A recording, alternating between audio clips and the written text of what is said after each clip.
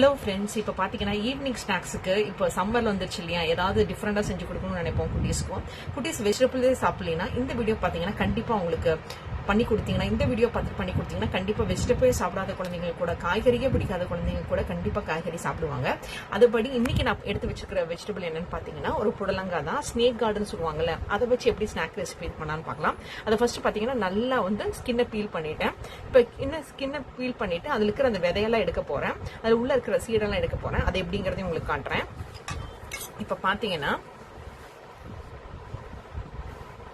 இதில் இருக்கிற இந்த எட்ஜ் இருக்கு பார்த்தீங்களா, இந்த எட்ஜை வந்து நான் லைட்டாக எடுத்துறேன்.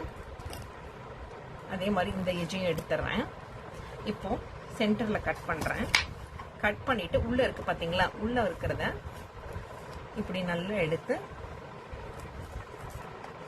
எடுத்து இதில் போட்டுறேன். ஸோ உள்ள இந்த மாதிரி விதையே இல்லாத மாதிரி எடுத்துக்கோங்க. ஏன்னா விதை இருந்துச்சுன்னா கொஞ்சம் கசக்கும்.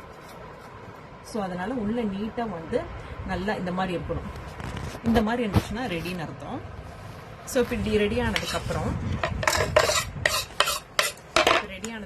இதை வந்து இந்த மாதிரி ரவுண்ட் ஷேப்பாக கட் பண்ணிக்கோங்க. இந்த மாதிரி இருக்கணும். ரவுண்ட் ஷேப்பாக இந்த மாதிரி எல்லாத்தையுமே கட் பண்ணிக்கோங்க. இந்த மாதிரி எல்லாத்தையும் கட் பண்ணிட்டு உங்களுக்கு பாருங்க. திரும்ப நான் வந்து இது உப்பு தண்ணியில் உப்பு போட்டு நல்லா போட்டு திரும்ப இந்த கட் பண்ணது எல்லாத்தையும் போட்டு அலசி எடுத்து வச்சிருக்கேன். திரும்ப கிளீன் பண்ணி எடுத்து வச்சிருக்கேன். இது வந்து பாத்தீங்கன்னா இந்த மாதிரி நீங்க ரவுண்டாவும் கட் பண்ணிக்கலாம், இல்லைன்னா உங்களுக்கு இந்த மாதிரி வேணும்னா தின்னாவும் கட் பண்ணிக்கலாம். உங்க இஷ்டம் தான், உங்க விஷயம். ஸோ இதை பார்த்தீங்கன்னா இந்த மாதிரி இப்போ நீட்டாக ரெடி பண்ணிட்டேன். இப்போ இதை வச்சு நான் எப்படி இதுக்கு மசாலா ரெடி பண்ணுறேன்னு காட்டுறேன். இதுக்கு பார்த்தீங்கன்னா ஃபர்ஸ்ட் ஜிஞ்சர் கார்லிக் பேஸ்ட் வந்து 1 டேபிள் ஸ்பூன் நிறைய ஆட் பண்ண போறேன். இந்த அளவுக்கு 1 டேபிள் ஸ்பூன் ஆட் பண்றேன்.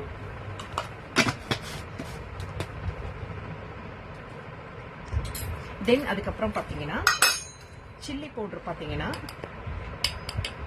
இந்த மாதிரி 1 டேபிள் ஸ்பூன் அளவு ரெட் சில்லி பவுடர்னு சொல்லுவாங்கல்ல, காஷ்மீர் மிளகாய் தூள், அதையும் ஆட் பண்றேன். தென் பாத்தீங்கன்னா தனியா தூள்னு சொல்லுவாங்க இல்லைங்க, அதில் பார்த்தீங்கன்னா இந்த மாதிரி ஒரு டேபிள் ஸ்பூனே வச்சுக்கோங்க. இது வந்து 1 டேபிள் ஸ்பூன் அளவுக்கு ஆட் பண்றேன். 1 டேபிள் ஸ்பூன் அளவுக்கு இது திரும்ப ஆட் பண்றேன்.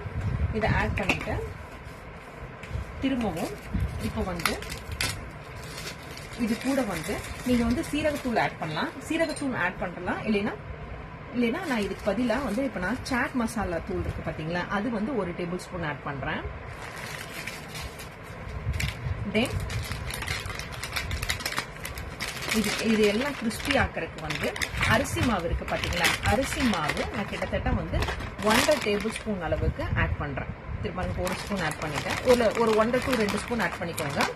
இப்போ நான் 2 ஸ்பூனாவே ஆட் பண்ணிட்டேன். இதுக்கப்புறம் உப்பு எவ்வளவு ஆட் பண்றேங்கிறதையும் நான் காட்டுறேன். உப்பு பாத்தீங்கன்னா இந்த மாதிரி 1 டேபிள் ஸ்பூன் அளவு உப்பு ஆட் பண்றேன்.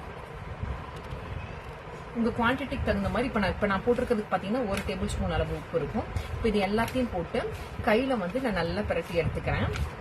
இது எல்லாத்தையும் மிக்ஸ் பண்ணிட்டு உங்களுக்கு காட்டுறேன். இப்போ பாத்தீங்கன்னா தண்ணியை வந்து நம்ம ஊற்றக்கூடாது. தண்ணியை லைட்டா இப்போ நான் வந்து ஸ்ப்ரிங்கிள் பண்றேன், அந்த மசாலா எல்லாம் மிக்ஸ் ஆகிறதுக்காக. இப்போ பாத்தீங்கன்னா இப்படி தண்ணியை நல்லா நான் வந்து மிக்ஸ் பண்ணிக்கிறேன். இந்த மாதிரி வந்து அந்த மசாலா கோட்டிங் வந்து இது பண்றதுக்காக நீங்க தண்ணியை ஊற்றக்கூடாது. ஏன்னா வந்து இந்த காயை வந்து தண்ணி விடும், இந்த ஸ்னேக் கார்டை, இந்த புடலங்காயை. ஸோ அதனால வந்து நான் லைட்டா தண்ணியை தான் வந்து நல்லா வந்து இப்படி தெளிச்சு விட்டுருக்கேன். ஸோ இது வந்து இந்த மசாலா கோட்டிங் வந்து நல்லா இப்படி இருக்கணும்னு. இப்போ பாருங்களேன், இந்த மசாலா போட்டது எதுவுமே இந்த பிளேட்ல இல்லை பாருங்க, எல்லாம் காயில தான் ஒட்டியிருக்கு. இப்போ இப்படி இருக்கும்போது இதை வந்து இப்போ நான் நல்லா ஸ்ப்ரெட் பண்ணி விட்டுக்கிறேன். இதை வந்து நான் ஃப்ரீசர்ல வைக்க போறேன். ஃப்ரீசர்ல கிட்டத்தட்ட ஒரு 20 மினிட்ஸ் வச்சுட்டு நான் பொரிக்க போறேன். இப்போ பாருங்க, ஃப்ரீசர்ல வச்சோடனே எவ்வளவு கெட்டியா இருக்கு பாருங்களேன், நல்லா ஃப்ரீஸ் ஆயிருக்கு பாருங்களேன். நல்லா அந்த மசாலா ஒட்டி இருக்கிறதுனால தான் ஃப்ரீசர்ல வச்சேன்.